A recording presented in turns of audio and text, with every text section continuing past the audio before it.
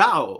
Oggi parliamo di geotermia, però di geotermia profonda, la cosiddetta geotermia ad alta entalpia. Che cos'è? Qualcuno se lo chiederà.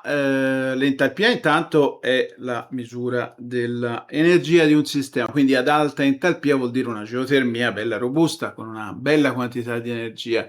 Si tratta di una delle tecnologie più potenzialmente risolutive per il futuro energetico della specie umana, ma in qualche misura è ancora una tecnologia speculativa. Questo anche se è assente, in modo mi sembra abbastanza totale, dal dibattito pubblico sull'energia, sempre un po' ostaggio delle tifoserie. Questa tecnologia potrebbe in realtà riservarci veramente delle belle sorprese in un futuro anche non troppo lontano, visto quello che sta succedendo, ribaltando letteralmente il tavolo da gioco della geopolitica energetica nel XXI secolo e avanti.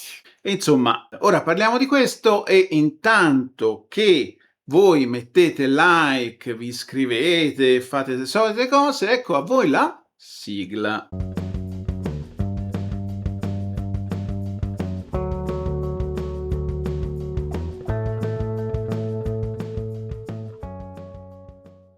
Uno, le altre fonti alternative e la crisi attuale, cambiamento climatico e scarsità energetica. Le giuste risposte alla crescente fame energetica globale e all'urgenza della famigerata transizione energetica tardano, come vediamo benissimo tutti, ad arrivare per tanti motivi politici, economici e anche di pura e semplice miopia.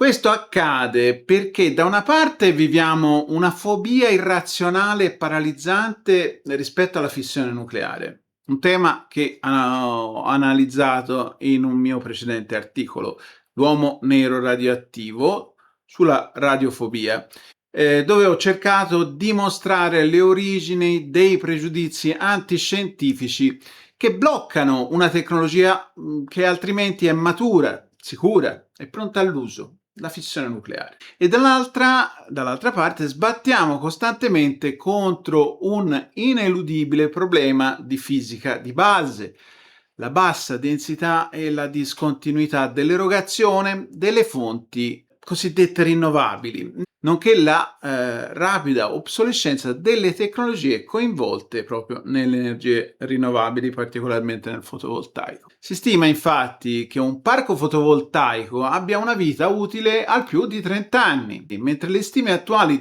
per una centrale nucleare moderna parlano di una vita utile che può arrivare fino ai 100 anni. Questi limiti strutturali, uniti al bisogno di enormi superfici, ci vincolano, chiaramente, ancora per un tempo indefinito alle fonti fossili, che rimangono economicamente e tecnicamente molto appetibili, sia per la colossale infrastruttura esistente, ovviamente, sia per la loro facilità di impiego e di stoccaggio.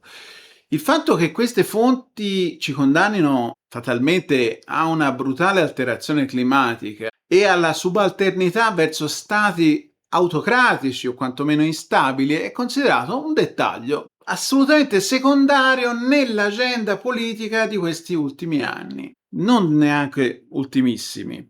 È una politica che è stata guidata dal più bieco irrazionalismo e da decisori fortemente invischiati con interessi largamente inconfessabili, per quanto, a mio modo di vedere, evidenti. Quando si fa veramente fatica a non pensarlo, non da pura e semplice corruzione. Facciamo qualche esempio: capi di governo che influenzano le politiche energetiche in favore della lobby del petrolio, oppure ex capi di governo che diventano manager di enormi aziende del fossile, dopo aver sabotato il programma nucleare del loro proprio paese.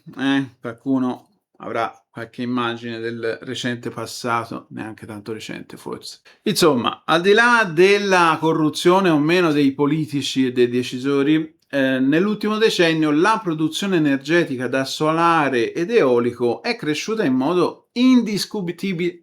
La produzione energetica da solare ed eolico è cresciuta in modo indiscutibilmente impressionante. Secondo i report dell'Agenzia internazionale per l'energia e di IRENA, un osservatorio internazionale sulle rinnovabili, la capacità globale di generazione da fonti rinnovabili è più che raddoppiata tra il 2013 e il 2023, passando da meno di 1500 a oltre 3800 gigawatt. In questo, il solare fotovoltaico ha trainato il settore con tassi di espansione medi annui impressionanti, e seguito in questo a ruota dall'eolico. Questi numeri testimoniano uno sforzo industriale notevole che ha abbattuto i costi di produzione di pannelli e pale, spostando gran parte della manifattura però in Asia. Questo lo sappiamo tutti benissimo e vale non solo in questo settore. Questo al netto di un paradosso che i cittadini ignorano o a cui non sono interessati. Nei primi anni 2000, stesso periodo di quelli stessi capi di governo di cui parlavo prima, tra l'altro, ma sarà un caso, l'Unione Europea ha finanziato pesantemente la ricerca sul fotovoltaico, stanziando l'equivalente di diverse decine di miliardi di euro di oggi.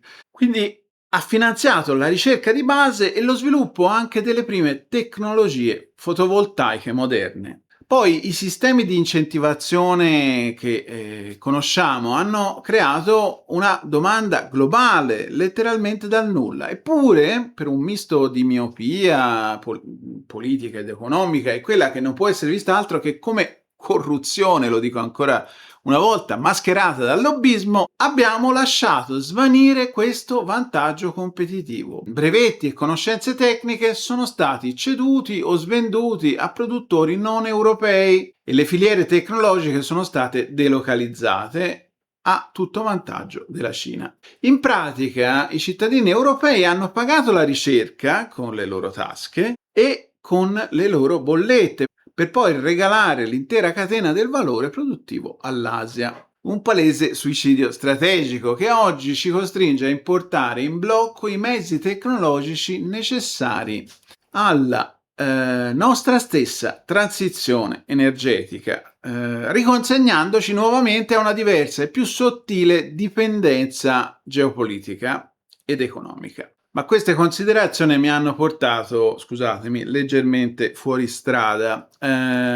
Sulla corruzione o sull'incompetenza, l'una ovviamente non esclude l'altra, dei nostri decisori politici attuali e passati, anche del passato prossimo, in materia soprattutto di energia, ma di tutto il resto, dovrò prima o poi fare un contenuto apposito. Adesso torniamo alle questioni energetiche di cui stavamo parlando. Ecco, l'energia da vento e sole, come dicevo, è cresciuta molto, ma la metrica della capacità installata, i gigawatt bersaglio, la quantità di gigawatt bersaglio per intenderci, racconta solo una piccola ingannevole parte della verità. Il vero ostacolo tecnico ed economico risiede infatti nel fattore di capacità cosiddetto, cioè il rapporto tra l'energia effettivamente immessa in rete in un anno e quella teorica massima che l'impianto potrebbe produrre funzionando sempre a pieno regime. Per il solare questo fattore si ferma spesso, modestamente, tra il 10% e il 20%, e per l'eolico, in condizioni anche ideali, tra l'altro, oscilla tra il 20% e il 40%. Ciò significa, in definitiva, dover costruire un'infrastruttura di generazione orrendamente sovradimensionata, solo per compensare i fisiologici periodi di inattività. Inoltre, il solare e anche l'eolico non forniscono la necessaria inerzia di rete, cioè quella che le grandi masse rotanti degli alternatori delle centrali tradizionali o nucleari che stabilizzano la frequenza elettrica, che sono lì quando c'è un aumento di domanda o un calo di produzione. La natura casuale, stocastica di queste fonti alternative, ormai non più alternative ma diciamo rinnovabili, impone una sfida ingegneristica molto difficile con i soli mezzi di generazione. E infatti, quando il vento non soffia e il sole è coperto, o è notte o è inverno, l'energia non c'è sul fronte della generazione. La soluzione a questo problema, che ormai è diventato anche un po' un dogma intoccabile nelle narrazioni dell'ambientalismo irrazionale, così io chiamo l'ambientalismo politico europeo e delle associazioni e di ONG totalmente alienate dalla realtà, come un esempio a caso Greenpeace o in Italia il partito AVS e quant'altro. Comunque, è quindi l'accumulo chimico, le batterie, quindi distese sterminate di batterie a ioni di lidio che tamponano i vuoti, creando ulteriori problematiche e non essendo di fatto, con le tecnologie attuali di accumulo, mai sufficienti. Per le batterie se ne parla tanto come per i pannelli fotovoltaici, passiamo dalla dipendenza dai petrostati arabi o russi alla dipendenza dai monopoli asiatici dei minerali critici, non tanto della cava ma della raffinazione, quindi litio, cobalto, terre rare. Se ne avrete sentito parlare tanto. Tutto ciò non ci porta in alcun modo verso un concetto di sicurezza o autonomia energetica. Ovviamente esistono anche metodi di accumulo meccanici per risolvere il problema della discontinuità delle fonti rinnovabili, con le batterie al sale per esempio, o con grandi gru che tirano su enormi quantità di cemento per poi rifarlo venire giù quando serve. Ma queste sono per definizione o palliativi o metodi da mettere ancora seriamente alla prova, mentre lo stoccaggio, questo molto consolidato, tramite bacini idrici, si scontra ancora una volta con limiti geografici e ambientali. Sia i paesi con le maggiori produzioni idroelettriche al mondo in termini assoluti, cioè la Cina, il Brasile, il Canada, gli Stati Uniti e la Russia, sia quelli che ne producono di più in termini relativi alla loro produzione globale, ovvero sia Norvegia, Paraguay, Costa Rica e Albania, si devono confrontare con l'elevato impatto ambientale derivante dalla costruzione delle dighe e in alcuni casi con l'esaurimento vero e proprio dei siti idonei, come è a quanto pare il caso dell'Italia. La diga delle Tre Gole in Cina, lo accenno in un altro mio articolo che uscirà prossimamente sull'ascensore spaziale, ne parleremo, è un'opera talmente enorme da aver alterato la rotazione della Terra, allungando il giorno di qualche millisecondo. Quindi, cosa che ci dà un po' la misura di cosa possano essere le alterazioni dovute all'idroelettrico, ma questo è un altro discorso. Poi sull'irrilevanza, per concludere questa carrellata sulle prospettive energetiche attuali, almeno quelle presenti nel dibattito, va detto che sull'irrilevanza oggi e domani e forse anche dopodomani della fusione nucleare, non posso qui spendere parole perché mi sto dilungando, ma ci tornerò senz'altro sopra. Se vi interessa un video sul tema, cioè sulla remota possibilità che la fusione nucleare sia dietro l'angolo, scrivetemelo nei commenti e vedremo di fare. Ecco, dopo questa rapida incursione negli scenari non troppo idilliaci delle fonti rinnovabili conosciute, partiamo ad esplorare una fonte energetica che nessuno o quasi conosce, o meglio, una fonte energetica che conosciamo benissimo, ma in una forma diversa. Eppure è un peccato, perché proprio sotto i nostri piedi esiste un enorme reattore a radioisotopi grande quanto il pianeta Marte. Il nucleo e il mantello terrestre generano infatti un calore elevatissimo e costante, in parte residuo dell'attrito gravitazionale della formazione del pianeta e in gran parte frutto del lento decadimento di isotopi radioattivi naturali. Questo enorme calore si irradia costantemente verso l'esterno ed è la causa principale del vulcanesimo e della deriva dei continenti che avete studiato a scuola.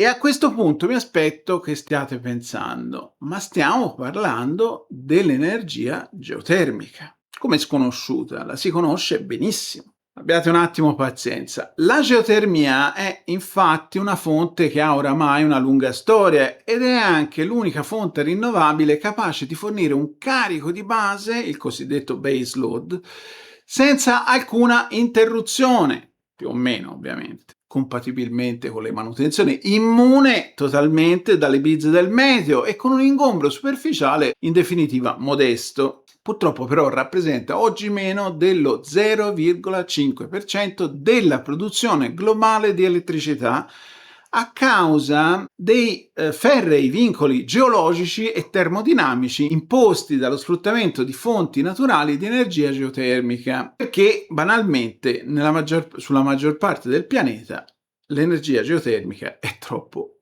in profondità. Ma infatti non è questa l'energia geotermica di cui vi voglio parlare. 2.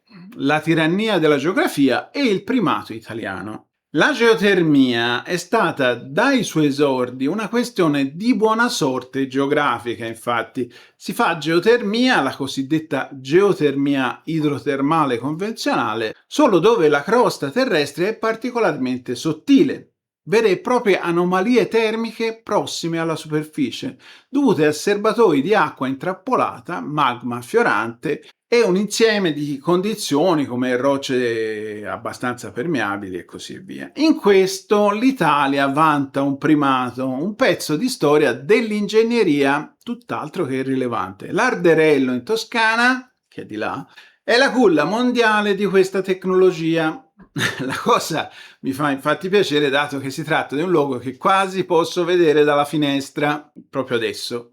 Fu lì che nel 1904 il principe Piero Ginori Conti riuscì ad accendere le prime 5 lampadine sfruttando il vapore endogeno dei soffioni borraciferi di Larderello.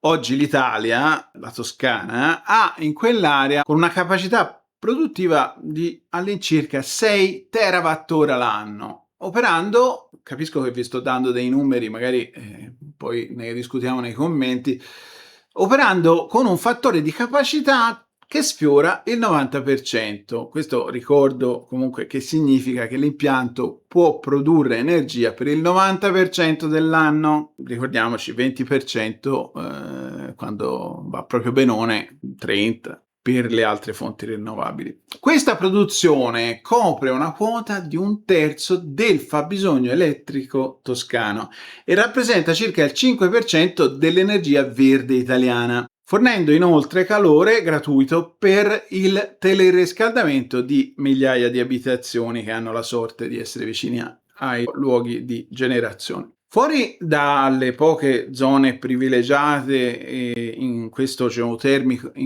fuori dalle poche zone privilegiate in questo senso, che la Toscana o l'Islanda più o meno, la termodinamica e la geologia non consentono un uso su grande scala. Il gradiente geotermico medio, cioè la rapidità con cui la temperatura aumenta al crescere della profondità sulla Terra è di appena 25-30 gradi Celsius per chilometro, contro i 100-300 gradi per chilometro che si registrano in una delle citate anomalie geotermiche, come appunto il grande lago di lava prossimo alla superficie sotto le zone della Toscana centrale, Siena. Quindi per raggiungere temperature utili alla generazione elettrica efficiente in qualsiasi altra parte del mondo, il calore terrestre è semplicemente troppo in profondità per essere raggiunto in modo economicamente e tecnicamente sostenibile con mezzi convenzionali.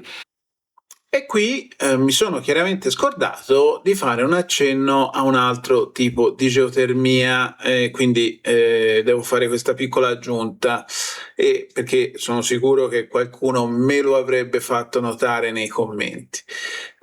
Si tratta della geotermia a bassa entalpia.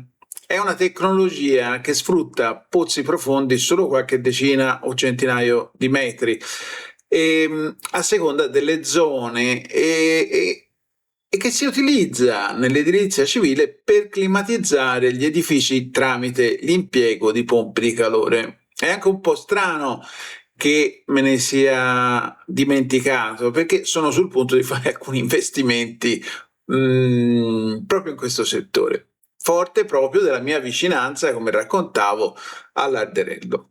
Dove vivo, infatti, il gradiente termico è potenzialmente più elevato di quello di cui parlavo, e questa sarebbe davvero una bella sorpresa per me quando inizieremo a scavare. In ogni caso, pur essendo una tecnologia molto valida per aumentare in modo radicale l'efficienza energetica degli edifici, essa non produce energia elettrica. Sapete il discorso della bassa entalpia, cioè del basso contenuto energetico, e non risponde quindi al problema del carico di base della rete elettrica nazionale. Ecco, ci tenevo a fare questa precisazione e quindi adesso torniamo alla registrazione precedente. Ma cosa succederebbe se potessimo svincolarci definitivamente da questo limite geografico? Cosa succederebbe? Cosa accadrebbe se potessimo scavare ovunque, scendendo abbastanza in profondità da raggiungere temperature in grado di vaporizzare istantaneamente l'acqua e alimentare turbine ad altissima efficienza? Cosa succederebbe?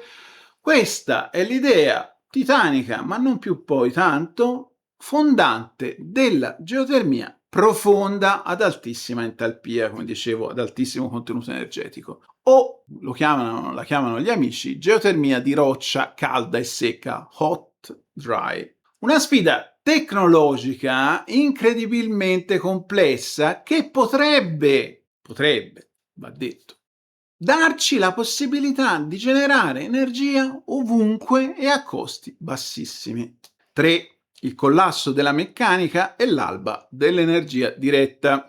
Il limite attuale di questa possibilità, di questa tecnologia, non risiede di certo nella risorsa termica, che è letteralmente inesauribile su scala temporale, umana, geologica, cosmica, ma nei limiti della meccanica dei materiali. Le trivelle rotanti tradizionali, quelle usate da decenni dall'industria petrolifera, cioè le trivelle oil and gas, funzionano perfettamente in morbidi bacini sedimentari per estrarre gli idrocarburi a quelli che possono essere 3-4 km di profondità. Ma quando si tratta di scendere oltre questa profondità, la curva dei costi e dell'usura non è più lineare, ma diventa esponenziale. Ma quello che si nasconde giù in profondità, sotto i vostri piedi, è un ostacolo che va ben oltre questi aspetti, comunque, certo, comunque importante. Vediamo un po' di capire meglio. Per capire bene la portata di questa barriera che sta sotto i nostri piedi, è utile ricordare l'esperienza di quello che è ancora oggi il maggiore sforzo umano per penetrare la crosta terrestre, il pozzo di Kola. Avviato ai tempi dell'Unione Sovietica nel 1970 nell'omonima penisola di Kola, il progetto aveva l'obiettivo di perforare la crosta il più in profondità possibile. Nel 1989 la trivella raggiunse la sua profondità massima, mai più eguagliata fino ad oggi, una profondità di 12.262 metri, e il progetto fu poi definitivamente chiuso nel 95. I ricercatori non si fermarono per questioni economiche o per l'ovvio collasso dell'Unione Sovietica, ma perché la fisica presentò un ostacolo insormontabile, quantomeno per le tecnologie a disposizione a quel momento. Si registrarono nelle profondità del pozzo temperature di 180 gradi, ben superiori ai 100 gradi stimati dai modelli geologici dell'epoca. Questo è uno dei risultati fondamentali del progetto di Kola. Il problema con cui si scontrò il pozzo di Kola è che a queste profondità, con simili temperature combinate poi con l'enorme pressione litostatica, stimabile in circa 3000 atmosfere, la roccia smette di comportarsi come un solido friabile e assume proprietà plastiche. Insomma, il foro si richiudeva su se stesso non appena la trivella veniva estratta per la manutenzione. Il pozzo di Kola ci mostra quello che è ancora oggi il punto a cui la geotermia profonda si è bloccata come tecnologia. Incontrando il basamento cristallino, roccia ignea come il granito, e temperature che superano facilmente i 400 gradi Celsius, i sistemi meccanici semplicemente collassano. Le punte diamantate o al carburo di tungsteno perdono il filo, si consumano in poche ore e fondono. L'elettronica direzionale essenziale per guidare lo scavo si brucia a causa del calore e della pressione estremi. I fanghi di perforazione, indispensabili per raffreddare la punta e asportare i detriti generati introducendo acqua, evaporano o cambiano composizione diventando inutilizzabili. Lo scavo stesso, in definitiva, si richiude come se stessimo scavando nel budino. E questo ovviamente ci porta a una considerazione: il costo di scavo per un singolo pozzo profondo, ammesso che sia tecnicamente possibile scavarlo, sale rapidamente verso le decine di milioni di euro, rendendo l'impresa un nonsense finanziario ancora prima di iniziare, a prescindere dalle questioni fisiche e ingegneristiche che comunque sono fondamentali. Ma allora, di cosa stiamo qui a parlare? Sembrerebbe che ci troviamo in un vicolo cieco tecnologico, giusto? Come avrete però intuito già, visto tutte le chiacchiere che sto facendo, non è proprio così. L'innovazione tecnologica che si sta profilando in questi anni promette un deciso cambiamento di paradigma in questo campo. L'idea non è più quella di trivellare meccanicamente con tecnologie semplicemente mutuate dall'estrazione dei combustibili fossili, ma di disintegrare, vaporizzare, annullare la roccia. Queste idee hanno già superato la fase puramente teorica. Fino a poco tempo fa i test fisici validavano i principi alla base di questi sistemi su scala ridotta, ma oggi il salto di qualità è in corso. Nel caso scuola di Quaise Energy, startup nata all'MIT, la fase laboratoristica è già alle spalle. L'azienda ha confermato molto recentemente, vi lascio le fonti in descrizione ovviamente, di aver perforato oltre 100 metri di granito in condizioni reali sul suo sito di test in Texas, utilizzando i girotroni. Questi sono dispositivi originariamente studiati per il riscaldamento del plasma nella fusione nucleare.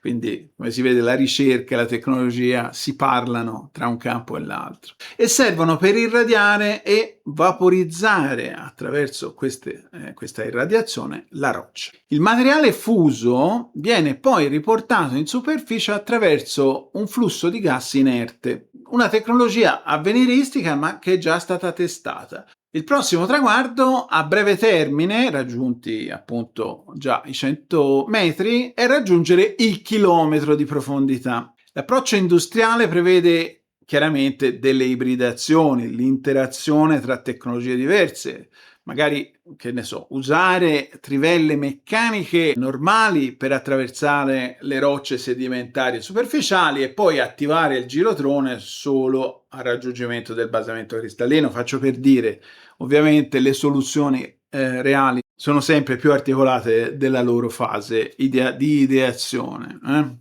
Questo genere di processo a energia diretta col disintegratore risolve anche un altro problema pratico della geotermia profonda. La roccia fusa genera in questo modo un rivestimento vetroso e impermeabile, questa è l'idea, che sigilla il pozzo man mano che viene scavato, eliminando in questo modo la necessità di inserire tubi di rivestimento in acciaio soggetti a fondersi e quant'altro. Un altro approccio, questo ibrido fin dalla partenza, è quello dell'azienda slovacca GA Drilling, che in partnership con Nabors Industries, un gigante nel settore delle trivellazioni, ha portato la sua tecnologia, chiamata Plasmabit, fuori anche loro dal laboratorio. L'utensile, l'attrezzatura, utilizza un arco al plasma in questo caso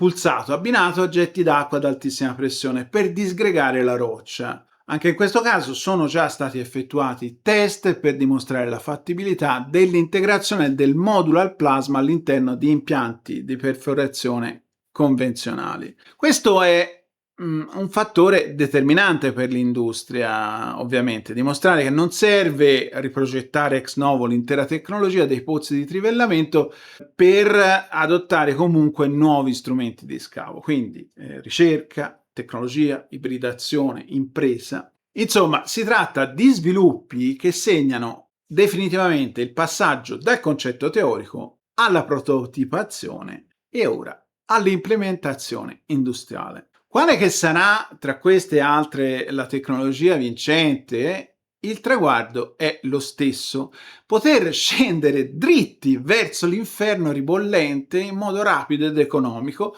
fino a raggiungere regimi cosiddetti supercritici. 4. Il santo graal della termodinamica, l'acqua supercritica e i cicli chiusi. Come dicevamo, arrivare a 10-20 km di profondità o anche meno in aree geologicamente attive significa incontrare temperature superiori ai 400 gradi centigradi. Iniettando acqua in queste condizioni estreme si raggiunge il cosiddetto stato supercritico. Oltre i 373 gradi Celsius e i 220 bar di pressione si innesca un fenomeno: la materia entra in uno stato esotico presente per esempio in alcuni reattori nucleari, in cui l'acqua non è più né un liquido né un gas. Ha la densità e la capacità solvente del primo, del liquido, ma la grande comprimibilità e la viscosità quasi nulla del secondo.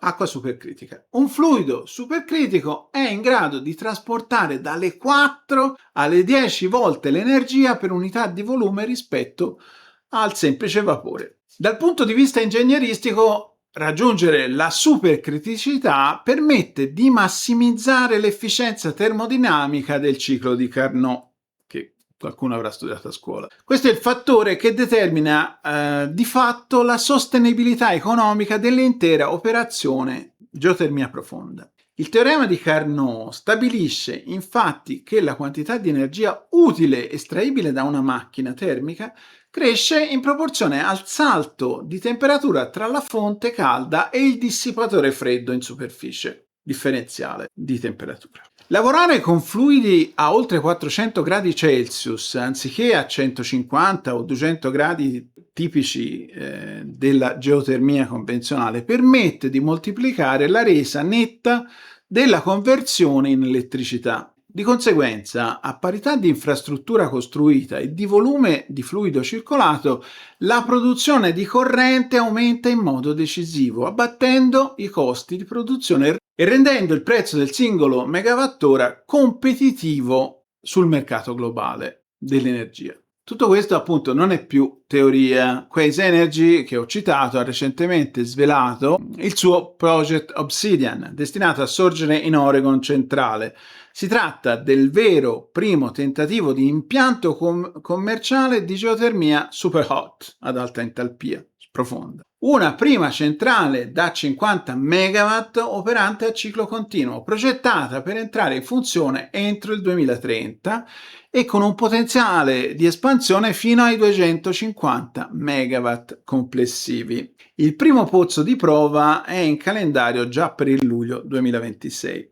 A dimostrare che c'è chi ci crede, ci sono dei bei capitali messi in movimento. Quaise ha raccolto per questa sua installazione un totale di 230 milioni di dollari, incluso un ultimo round da 134 guidato da Prelude Ventures e da vari colossi energetici giapponesi come Yara e Idemitsu Kosan. In questo momento l'azienda sta cercando ulteriori fondi, ma ha già firmato un accordo di acquisto per l'energia dei primi 50 MW. Quindi, insomma, si parla di un balzo operativo impressionante rispetto ai tradizionali impianti geotermici. Tornando in Toscana, le indagini geofisiche profonde proprio nell'area di Larderello, come per esempio i profili di riflessione sismica del celebre progetto CROP 18, se no vi lascio la fonte, hanno evidenziato la presenza del cosiddetto orizzonte K Horizon, un esteso riflettore geologico situato a circa 3-4 km di profondità, associato a massicce intrusioni granitiche e fluidi ad altissima temperatura e pressione. Le risorse insomma ci sono e sappiamo esattamente dove si trovano. Le tecnologie stanno arrivando e i buchi da fare sono, almeno qui da noi, piuttosto modesti. E che cosa stiamo aspettando allora? Diciamo che da questo punto di vista ci sono delle parziali buone notizie. La recente estensione delle concessioni di sfruttamento in Toscana fino al 2046 ha sbloccato grandi piani di investimento da parte del gruppo Enel in questa direzione.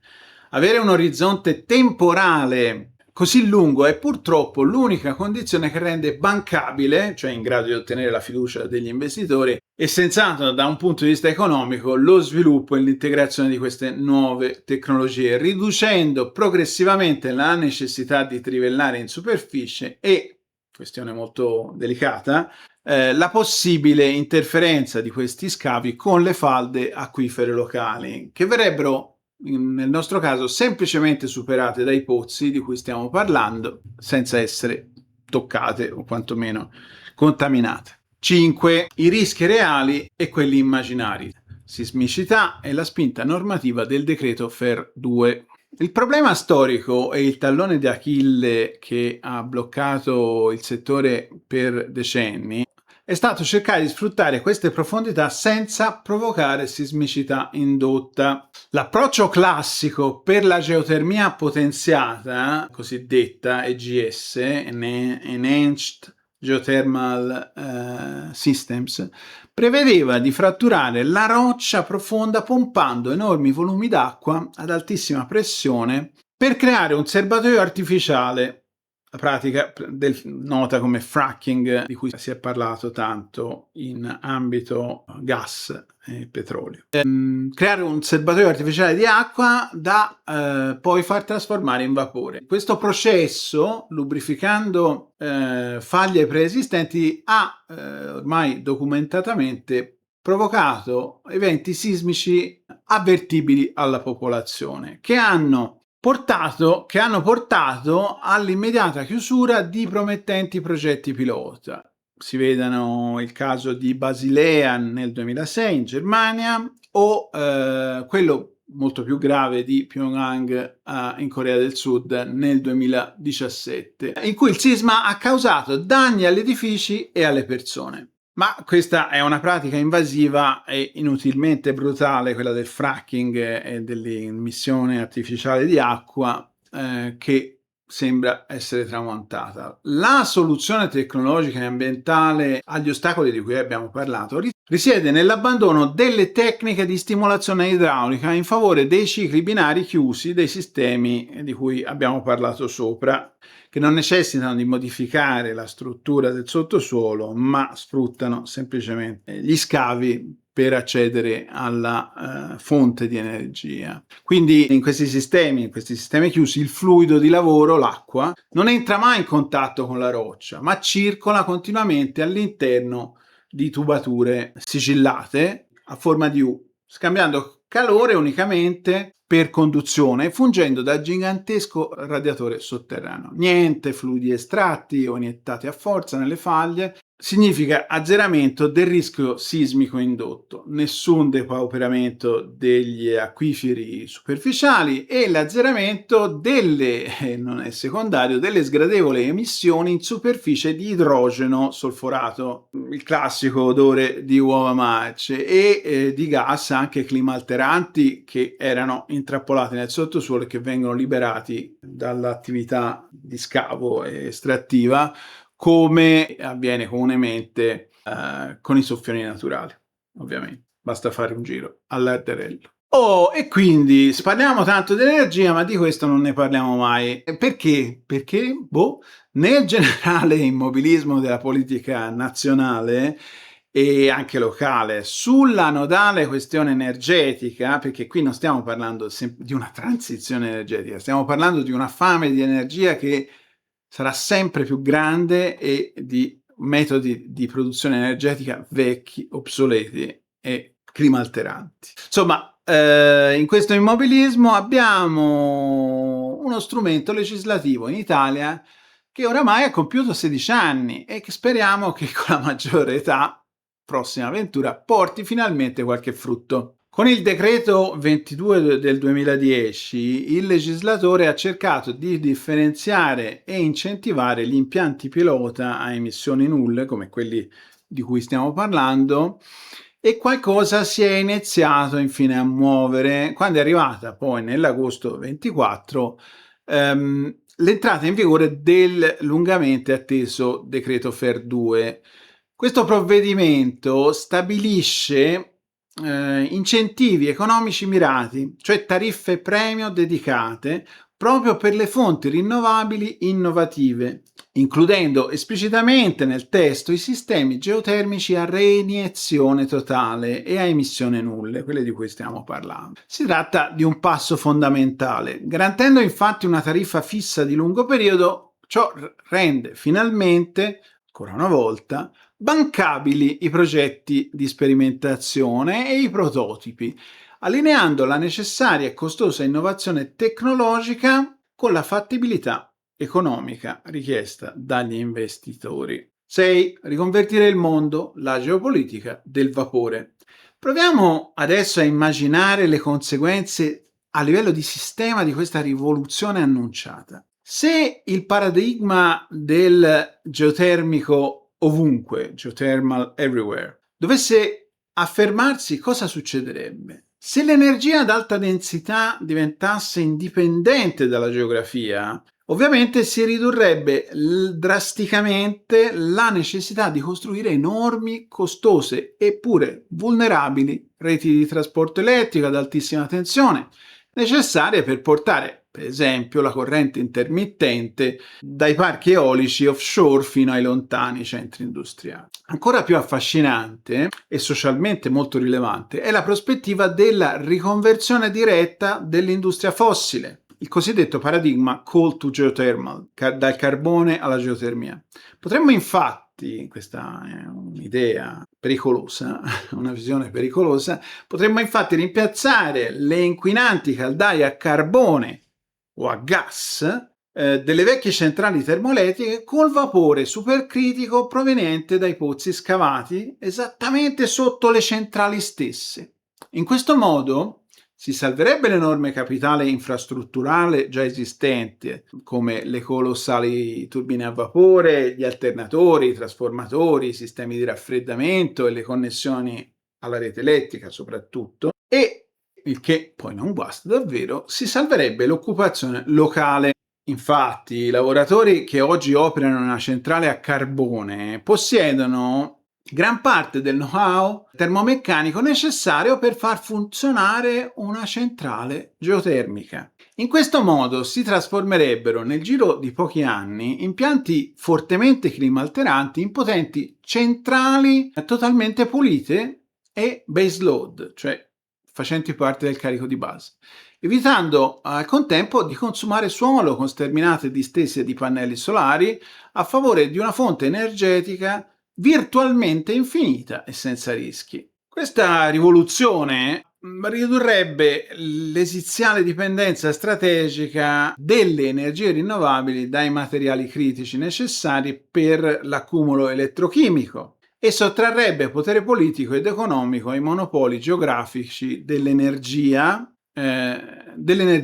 Il vantaggio competitivo globale si sposterebbe radicalmente dalle nazioni che hanno avuto la fortuna di sedersi su pozzi di petrolio o giacimenti di litio verso quelle nazioni che detengono l'avanguardia ingegneristica, scientifica e manifatturiera, come, guarda caso, i paesi europei. Conclusione, né miracoli né rinunce. Come sempre, quando si discute di innovazione, non c'è posto per l'utopia cieca del tecnosoluzionismo magico, né tantomeno per il catastrofismo rassegnato o per quelle morbose fantasie di decrescita felice che sembrano affascinare una certa supposta intelligenza ambientalista. Un'intelligenza occidentale, una elite occidentale che la decrescita la ama se la fa qualcun altro.